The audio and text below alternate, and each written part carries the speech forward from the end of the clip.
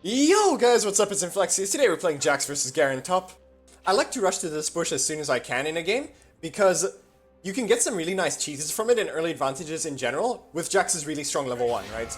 Like for example, Garen face checking us when he's running in from his jungle, so we're just gonna walk with him here and leverage our lethal tempo and just beat him up. Now this trade doesn't go as well as it should have, because I misclicked once and that lost me a few auto attacks. Here I auto attack him and then I immediately walk away because we know his E is up. So we don't want to get caught in the blender. We want to try to bait out his E, which we did manage to do. Now our E is up, his E is on cooldown. So we can go for a trade here, and then I back out here immediately because I didn't want to get hit by his E there when our E wore off, right? Now I could have all-in them there because his E still had 2 seconds of coming back, but I didn't know that. I thought it was up. So I decided to back out there immediately. Now here I jump onto the Garen, stun him and then immediately walk away. He ignites us. I'm just going to walk away here. As soon as he pops his W, and then I'll just release my E and leave, because I don't want to tank more E than I need to, right? I don't want to get hit by more of the blender than I have to. So at this point Garen is just going to completely back off because we have the level advantage, and also because our E is up and his W is on cooldown. That's the thing.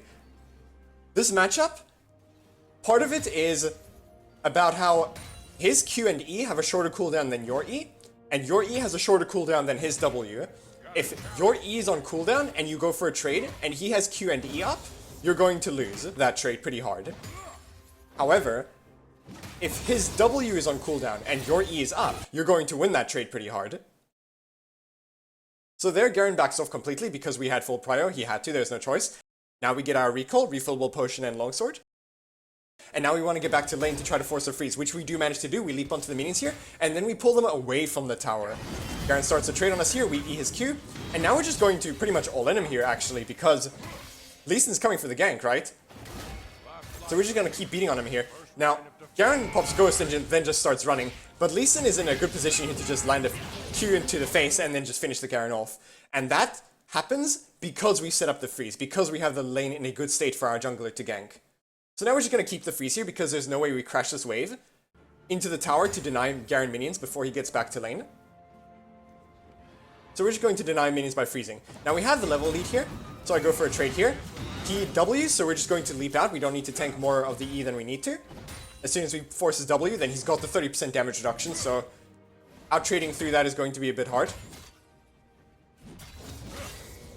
Now we see Talia's top side, so we can't aggress too hard on this Garen. I'm fine taking a bit of a trade here, because I can just leap out if Talia shows up. Now I'm wasting Talia's time, right? Now she spends these few seconds walking up here to mess with us, right? Which is important for junglers, you know? So, we can't really walk up because we don't know where Talia is, and here I miss space, right? I shouldn't have gotten hit by a Garen's Q there, and that was just my bad. But that's a good showing of what happens when you walk up to Garen without your E and he has Q and E up. But yeah, I should have stayed further back, spaced him more, and just not messed with him too much, because Talia was up there potentially looking for a play. I had to recall and TP there as well, by the way, because I didn't want to get dove by the Talia.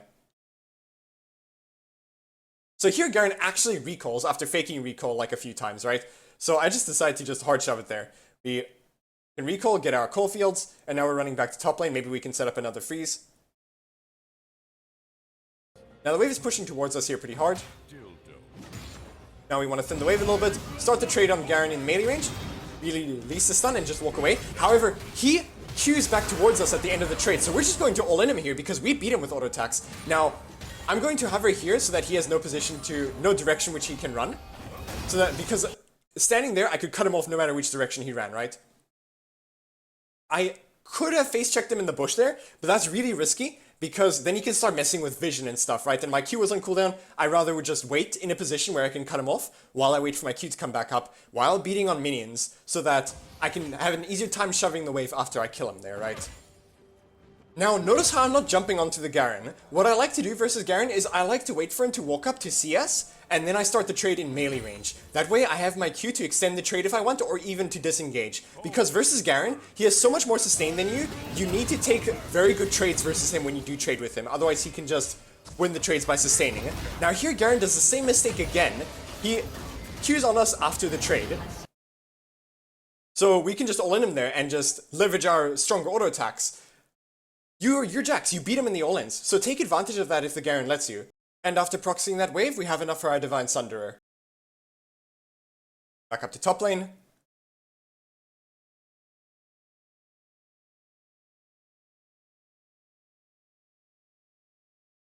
Now I'm going to hard shot for this wave here and just start proxying and looking for advantages elsewhere because this Garen's pretty much shut down. Like, there's no point in just staying in lane freezing on him, right? He's already shut down. But Lee Sin comes over and drops the Herald, which is very nice. So we can use this quite nicely here. I tank a tower shot here by accident. Whoopsie. Now we could dive Garen here, but I don't like that because Garen still has his W and he has his ultimate. So I do not want to die because I get cocky there.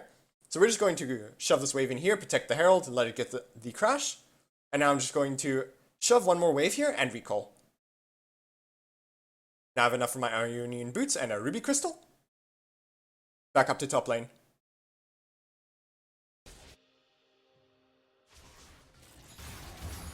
Except we see a fight going on down here. There's a really nice TP ward there. So maybe we can look to TP to that. And Talia walks too far, so I decide to pull the trigger and just start TPing. And I go for the Talia here because I know that she has a big fat shutdown and I want that money. Look for a play on the Riven, but no such luck, so I'm just going to go top lane here to defend the tower and collect waves.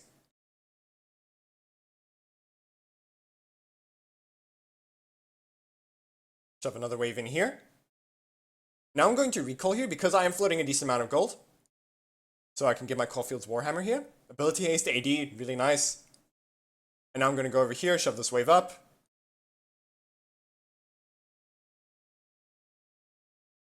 And now I've shoved that wave up, now I can look for things on the map, right? I have the tempo advantage, so I can use that tempo to get Gromp there. And now I've shoved another wave, now I get more tempo. And now I can go get Krugs here. You always want to shove your lane opponent under tower if you can, because it makes it hard for them to do things on the map, right? Because then they're constantly at threat of losing minions. Now there Garen goes and makes a play, which is fine. But now I'm just going to do Herald here, because the Garen's been playing super scared, right? He hasn't been walking up at all, so I'm not worried about the Garen walking up here to find me. Because he's been playing under tower so much, so aggressively. So we can just secure the Herald here, and then recall. Get our item, and now we run top lane again, because that is a damaged tier 2 tower, and we have a Herald. And that sounds like a get-rich-quick scheme, and I like gold a lot.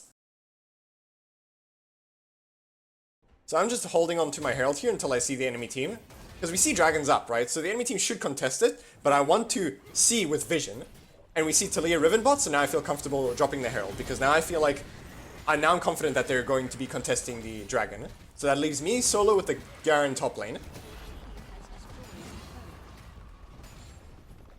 We see their bot lane there as well, so we can just keep pushing here. Secure the crash with this Herald. Herald does the smashy smash, chunks the tower for most of its health. I check down to see if I need to TP, because we do have TP advantage. Garen doesn't have TP.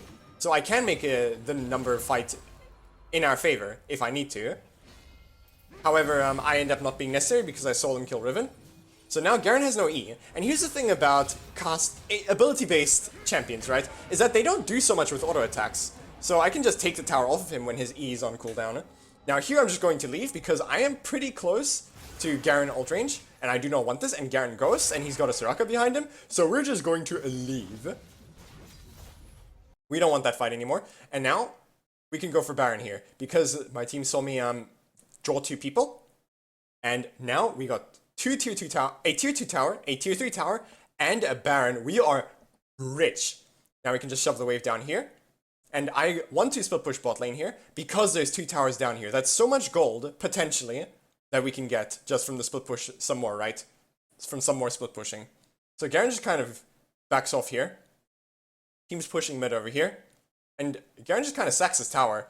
Now, my team's kind of ending the game there. So I'm ready to TP here to end with them as soon as a minion gets into tower range. And we just all start beating on the Nexus. And yeah, that's that. Well, hope you guys enjoyed the video and hope to see you in the next one.